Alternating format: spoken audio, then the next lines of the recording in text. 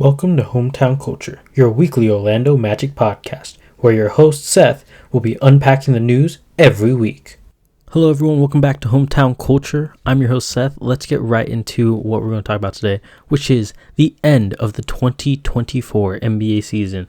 The Boston Celtics are the NBA champions, and the Mavericks lose in Game 5 in a pretty one-sided game. And we are also going to be talking about the Magic's offseason, some of the rumors that are circulating, some of the free agents that are circulating right now that the Magic could potentially go after and potentially sign this offseason. It's going to be a good episode. Let's get right into it. All right, so to start, the Boston Celtics are the 2024 NBA champions. They were able to persevere through all of the injuries, through all of the scrutiny and all of the doubt, that they were able to come in and prove the doubters wrong and prove the haters wrong and win a title here in 2024 after what seems like a decade-long journey. You know, I think Jaylen Brown was drafted in 2016, I believe, or was it 2015? And you got Jason Tatum getting drafted in, I believe, the 2017 draft, and you had the rise and fall with the Isaiah Thomas Celtics, you know, and then getting Kyrie Irving and Gordon Hayward and the injuries that plagued that team, that version of that team, you know, and then 2020 not being able to get over the hump and more injuries plaguing you in 2021, and then 2022 getting to the stage to win it all. To finally come out and get to the finals and try to win it all, only to fall to Steph Curry and the Warriors, and then falling short once again after trying to be the first team to come back 0-3, and what I believe would have been the first comeback from 0-3 in NBA history had Jason Tatum not rolled his ankle in the first quarter in one of those first few possessions in that game, and to fall short in so many years. And to come out and finally be the best team in the league throughout the entire season and put your experience and your development on display, what you've learned from all of the experiences that you've gone through is amazing. Jason Tatum is such a better player than he was 2 years ago, and it showed. Jaylen Brown is such a better player than he was even a year ago, and it shows. Derek White has developed into one of the best role players, if not the best role player in the league. Drew Holiday and Kristaps Porzingis were assets that you brought in who were able to develop their own games. Drew Holiday has always been, I think, a beast on playing his role and doing what he needs to help the team win. Kristaps Porzingis really found his stride in Washington and continued that over in Boston, and it showed how, when he played in Boston, how much better of a team that was, how much better the defense was, how much more threatening the offense was, right? And then Big Al Horford finally getting that ring, finally being able to have his first championship after 17 years playing with the teams like the Hawks, the Sixers, the Thunder, and where he's been at practically for most of the time since 2018 or 2017. Al Horford finally getting that ring with Boston and being able to solidify his spot as a Hall of Famer. I don't know if he would be first ballot, but I would argue that he's very close to a first ballot Hall of Famer with everything that Al Horford has been able to do in his career and how much success he's had. Now a championship on top of that, I think, solidifies his spot in the Hall of Fame. I think that you have multiple players on this team that are going to be future Hall of Famers. Drew Holiday being one, I believe, could potentially be in the Hall of Fame. I think Jason Tatum and Jaylen Brown are definitely going to be future Hall of Famers. But I think to really celebrate this team because of all they've gone through, because winning a championship is not easy. And we talk about how hard it is to go through a season and have everything go right with injuries and with your performance and being able to grow and be better with each and every season. And to be able to do that in a single season is super hard, but also to be able to bear the trials and tribulations that come throughout your failures in the seasons prior to you winning is just as important, because there was so much talk about Jason Tatum and Jaylen Brown splitting up throughout the last 5 years. It has been insane how much we've talked about splitting these guys up, how much the general media tends to want to split these guys up, and it's almost happened on multiple occasions. When Paul George was on the market, when Anthony Davis was on the market, I believe Kawhi Leonard was on the market as well. Like, you had multiple times when the Celtics were in trade talks, including Jaylen Brown's name, back when Kevin Durant's name was on the market, right? And to go through all of that for Jaylen Brown and to get his $300 million contract, which a lot of people said at the time was he was not worth that money, and a lot of people were clowning him because of his performance in the playoffs last season.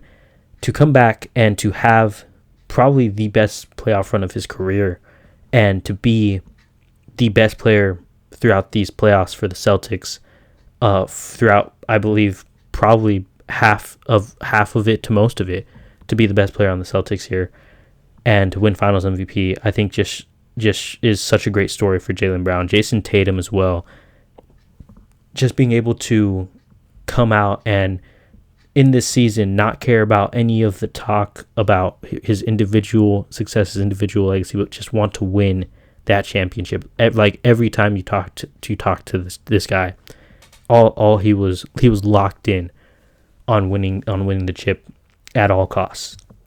And it didn't matter to him about whether he was going to be the best player, whether he was going to be dropping 40 points like he was like 2 years ago or a year ago, to advance in the rounds. But he was going to do whatever he needed to do, whether it was trusting his teammates, playing defense, drawing in the defense to be able to create open looks for other guys, playing selflessly, whatever he needed to do, whether it's scoring the ball in the fourth quarter and securing the win in Game 5, whatever he needed to do, he was going to do it. And it was great to see his leadership, and that's why I believe that he's truthfully the best player on this team and the leader that this team needed at this stage to get them through it all. And of course, none of this happens without the role players, obviously. And the role players stepped up big time. The defense was great for throughout the entire playoffs and throughout this series, and they were able to really just dissect the Mavericks offense. And Joe Mazzulla is a great coach.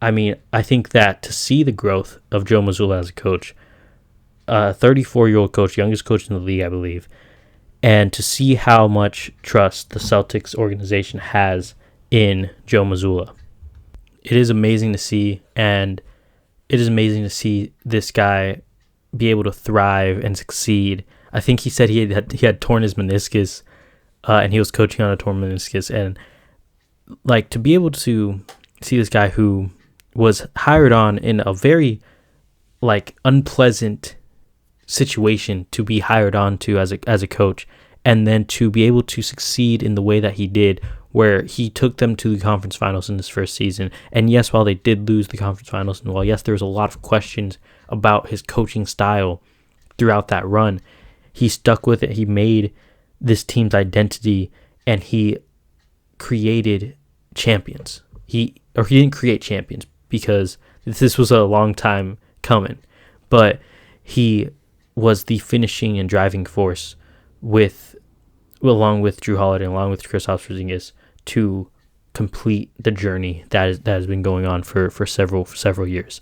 Congratulations to the Celtics, man, for Banner 18. I know a lot of people clown on the Celtics because like 11 of their championships were won by Bill Russell, and how those champions shouldn't count.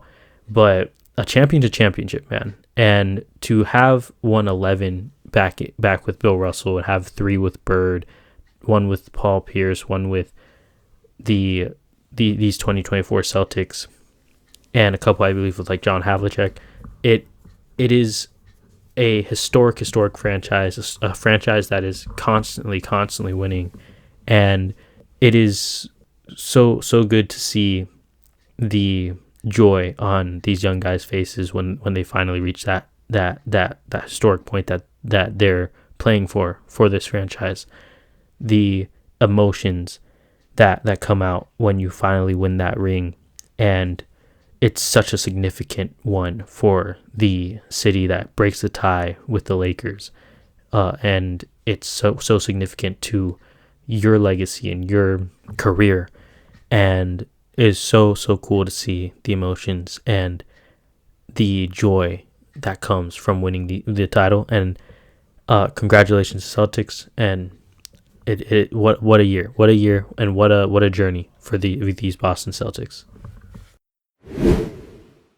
Moving right along, though, it is the end of the NBA season, and while I'm not going to recap the Magic's NBA season just yet, I wanted to talk about some of the developments that could come from the rest of the league. As we know, this league is constantly moving, it's constantly being shaped by different factors and whatnot, and to really look into it, this league, the teams in this league are only going to be getting better and better, and you have many young stars that are hungry and that want to get better and that are looking to get better and improve their game and whatever is going to allow them to take that next step to getting to win. And I can only imagine what the motivation can be for a guy like Franz Wagner, a guy like Anthony Edwards, a guy like Luka Doncic, who fell short and their performance was not great in some of the games that they needed to be great in. And so I can only imagine the development that these guys can take their games to. And I'm really hoping that a guy like Franz can really step into developing his game to where he is great and not just this good player that we love, but great, and can be side by side with Paulo as Paulo continues to exceed expectation. And looking into the offseason, we have multiple free agents on the market. We have a guy by the name of Klay Thompson, a guy by the name of Malik Monk, a guy by the name of Tobias Harris. These are the three names that I have seen the Magic link to the most. I think these are the three players that have the most chance of being in a Magic jersey next season, according to the rumors. Now, we won't know for sure. The offseason has just kickstarted. I don't even think that teams are technically allowed yet to reach out to free agent opposing teams' free agent players, but based on the rumors that we've been hearing, based on the thoughts from different agents and whatnot, I think that the three main guys that the Magic are going to be targeting are Klay Thompson, Malik Monk, and Tobias Harris. And I personally, if we get all three of these guys, it would be a monster offseason if we were able to get all three of these guys. But whether or not we get all three of these guys or not really depends on a lot of different factors, whether or not the Warriors want to really desperately keep Klay Thompson, whether or not the Kings are desperately trying to keep Malik Monk, and Tobias Harris if he gets better offers elsewhere, because Tobias Harris is the guy that I believe we would be offering the least amount of money to. So it would be interesting to see if we can secure any of these three guys. And here are my thoughts on these guys here. One, let's go over Klay Thompson. Klay Thompson was shooting 38% from the three-point line last season. He averaged 17 points. He did not show up in the play-in tournament games, and he was overall underwhelming throughout the whole season. And he also has shown great signs of regression. And to really think about it, I don't want to sign Klay Thompson to a deal where now we're having Klay Thompson's last few seasons, and they're pretty bad, right? And I believe the number floating around was about $20 million a year, and I'm not sure if I have the confidence in Klay Thompson from seeing what he did last season to say that I want to give him $20 million when he's 36 years old, because I believe he's 33 or 34 right now. So when he's 36, 37 years old, I do not have the confidence to say that he's going to be worth $20 million. Now, people may argue that, I saw the Horace Grant argument. I think that there's an argument to be made that like veterans who aren't necessarily at the peak of their powers but are still useful, can be great contributors. But I think the talk around Klay Thompson is to bring in a guy who's starting caliber, who we would then start. And while I like the idea of having a good shooting guard, I would rather trust someone else in that position. Granted, if we have both Klay Thompson and Malik Monk, that kind of changes things, because now we have a great guy coming off our bench for us, or potentially wanting to start over Klay Thompson as well. And Malik Monk would be my personal favorite to get in this free agency class.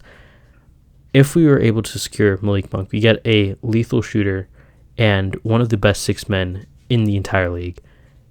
I don't see a situation where that is a lose situation, and I really am looking at the Kings to see whether or not they would want to retain Malik Monk in Sacramento or let him go.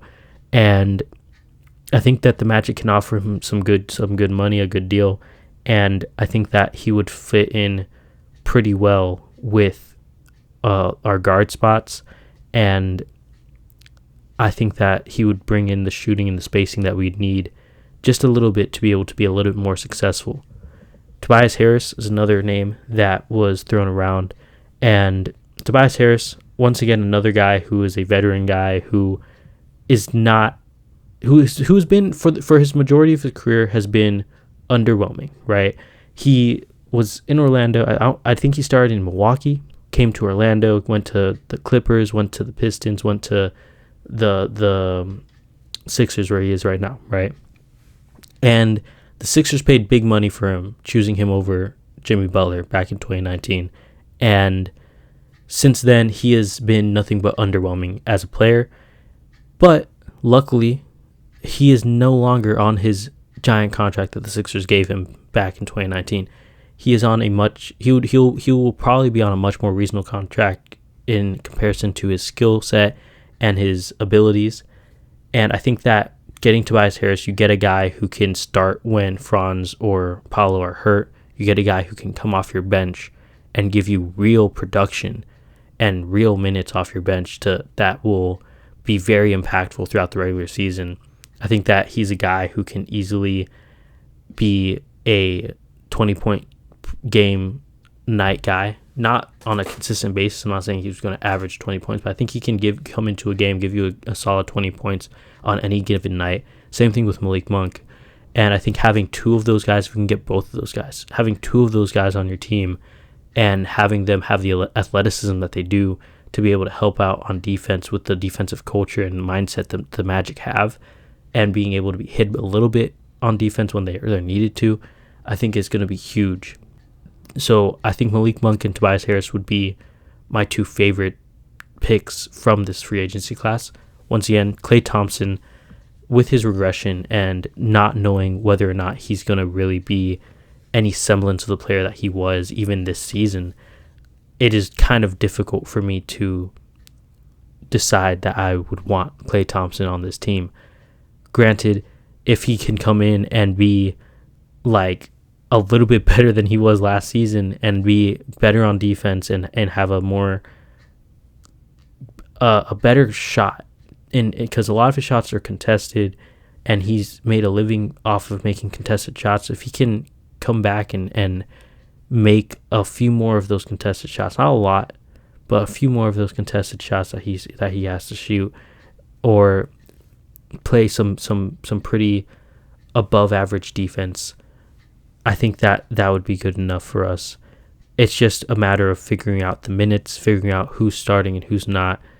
And I don't feel the most confident with Klay Thompson as a starter. I would love him coming off our bench, but if we're paying him $20 million, I feel like he has to kind of start there, especially when we don't really have another guy starting. Unless we're starting AB and Suggs, then I don't see it. I don't see how the rotation really works.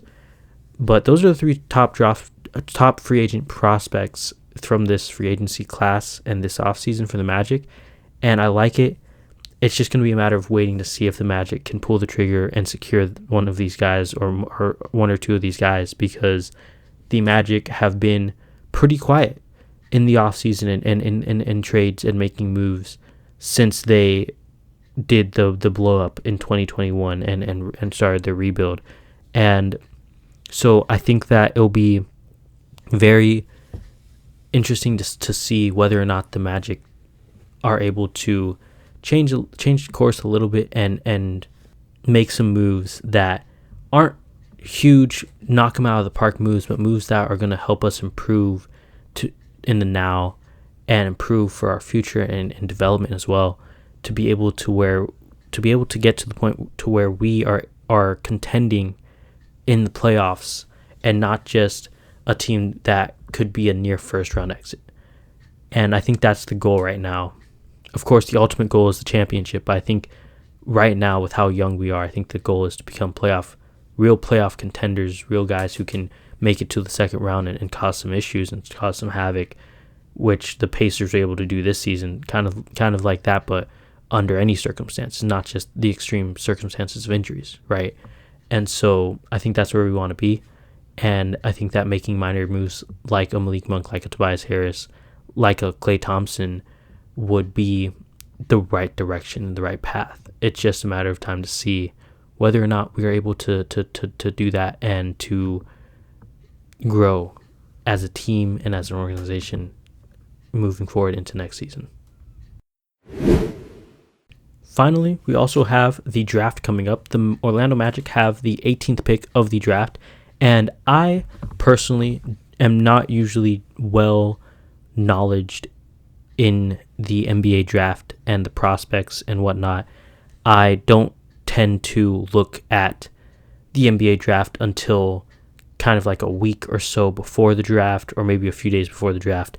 So I do not have the knowledge to be talking about the draft or the prospects or who is even potentially going to be dropping down to 16th. I did look at an article recently about, I believe his name was Nikola Topic or Topi, and he's a Serbian player. He's a guard, 6'6", who is, with his ACL injury, has the potential to drop down to number 18 for the Orlando Magic. Whether or not we are able to see that happen is another story, but it would be interesting to see another guard potentially to throw alongside with developing like AB, and seeing if either of these guys can blossom into the players that we need them to be. But also, it would be smart to draft an older player, considering the fact that this is a team that's developing and could be developing very quickly depending on how next season goes. Getting an older player, more seasoned player that can fit into a specific role could also be very helpful. I think regardless of the fact, I think our main priority should be getting either a shooting guard / point guard, one of the guard positions, and then also a big man position, maybe a power forward or center, because I think that while our center position is good, I think that it could be, I think it could have some more depth. I think power forward is where our need is more than center, because I think our center position, we have three good hold it down centers that can leave their mark on a game. Our power forward position is really just Paolo and Jonathan Isaac, and Jonathan Isaac plays a lot of center. He plays a lot of, I believe, small forward as well. And so I think that expanding our power forward position to where it's not just Paulo and Ji, or our small forward position to where it's not just Franz, I think would be helpful. I think a wing would be interesting. So I'm refraining from my first suggestion. I think that right now, given the fact that a lot of our free agent prospects are going to be guards, I think right now when we're looking into the draft, I think a big wing that can play power forward and small forward would be interesting to look into. A guy who can fit into kind of the role of like a backup to Franz and Paulo and really shape up that role.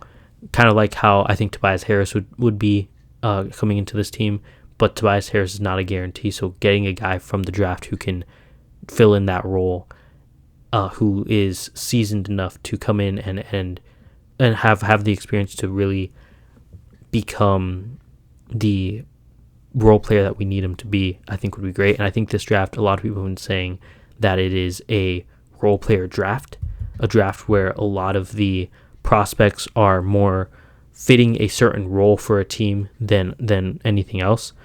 And this draft can go very deep, and there can be a lot of really high upside to some of these players, to where we don't know exactly which player will be the best player from the draft.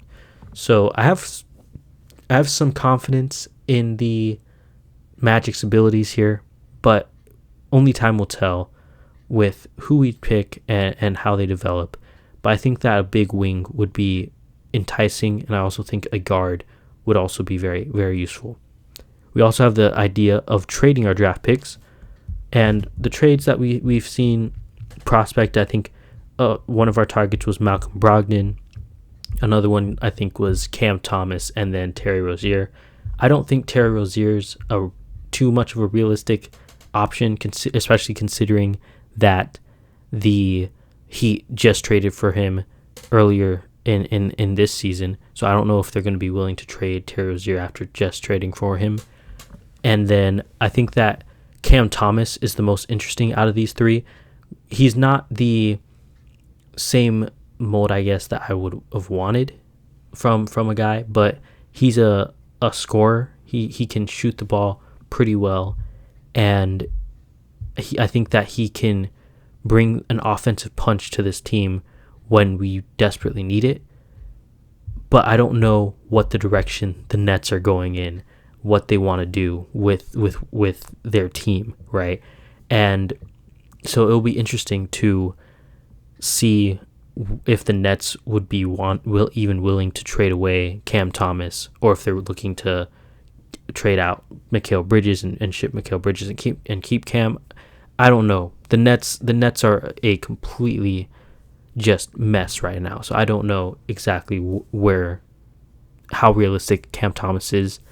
But one that I think is the most intriguing, Malcolm Brogdon. The Blazers traded for Malcolm Brogdon with the intention of trading Malcolm Brogdon away and getting a first-round draft pick for him. We have an 18th draft pick in the first round. And we could also throw in some of our young pieces, whether that's a Jet Howard or a Cole Anthony. I don't want to give up Anthony Black, but if we can give up a Jet Howard and a Cole Anthony as well as that 18th overall pick, I think that bringing in Malcolm Brogdon would be so huge. It would give us the point guard that we desperately are looking for and needing.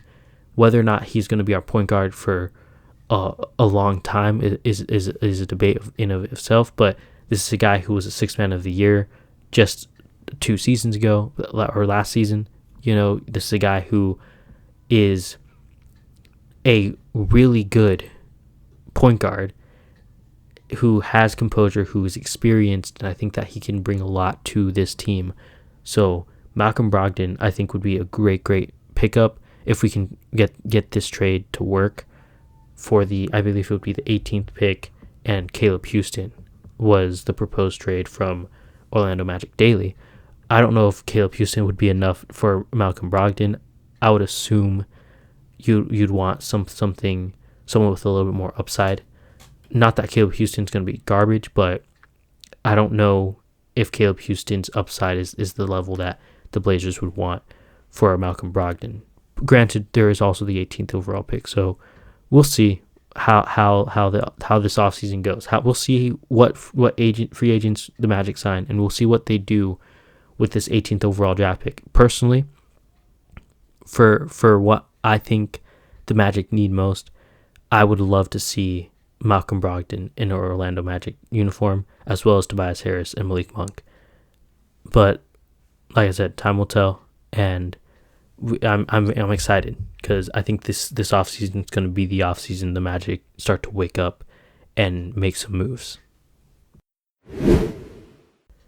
All right, well, that about does it for this episode of the Hometown Culture podcast. I did not have too much to talk about. We had some rumors with the players that the Magic wanted to are looking to target, and we had the NBA draft and what the Magic might be able to do with the 18th overall pick, and of course celebrating the accomplishments of the new NBA champions, because they deserve it.